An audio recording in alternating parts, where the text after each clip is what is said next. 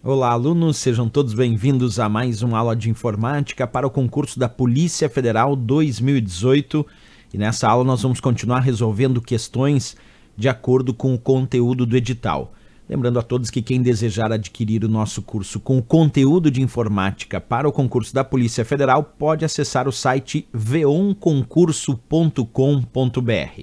Então vamos lá, resolução de mais uma questão hoje, acompanha passo a passo. A questão diz o seguinte: com relação aos conceitos do sistema operacional Linux, julgue os itens seguintes. No Linux, os arquivos de log são gravados por padrão no diretório /home, certo ou errado? E aí, pessoal, para conhecer a resposta dessa questão, nós precisamos conhecer a estrutura dos principais diretórios usados nas distribuições Linux. Então vamos ver isso um pouquinho e depois a gente volta para responder se a questão está certa ou errada. Quando nós falamos sobre os diversos diretórios existentes nas distribuições Linux, nós podemos destacar, por exemplo, o diretório raiz do sistema de arquivos do Linux, que é representado simplesmente por uma barra. E esse é considerado o diretório raiz na hierarquia. Depois, nós passamos a ter outros diretórios, como por exemplo o /bin, que armazena os arquivos executáveis de comandos básicos do sistema. Nós temos o diretório /boot, que é justamente o termo vinculado à inicialização. Boot significa inicialização, então /boot é o diretório que armazena arquivos que o Linux utiliza para inicialização. Temos também o diretório /usr, que vai armazenar a maior parte dos programas e aplicações disponíveis para aquele usuário. Temos o diretório /dev, esse dev vem de device, que lembra dispositivo, então é os arquivos relacionados aos dispositivos de hardware, por isso /dev. O /etc, esse etc vem de configuração, então são os arquivos de configuração do sistema.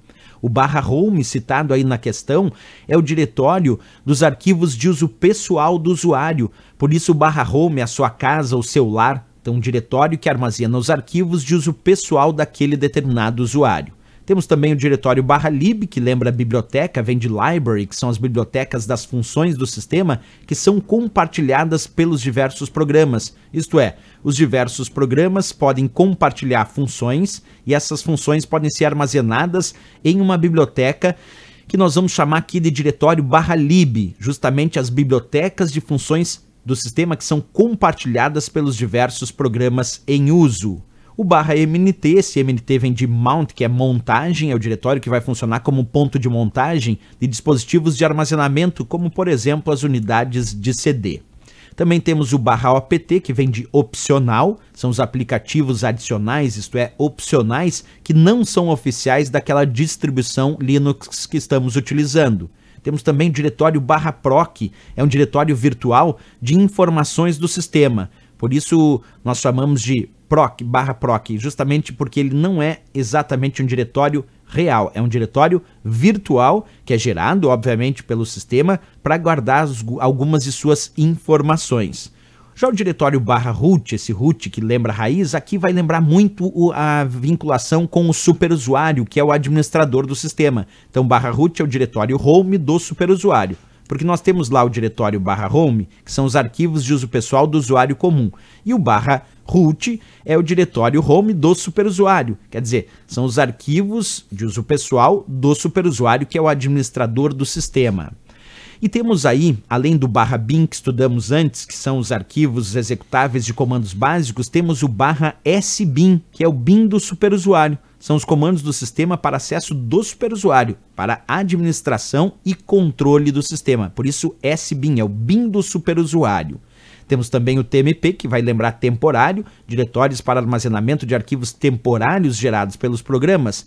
E o /var, que para essa questão era fundamental o entendimento, porque é no diretório /var que estão os arquivos variáveis. E quando nós falamos de arquivos variáveis, como por exemplo, os arquivos de logs do sistema, as bases de dados de alguns programas instalados. Quando a gente pensa em arquivos de log, por que eles são considerados arquivos variáveis?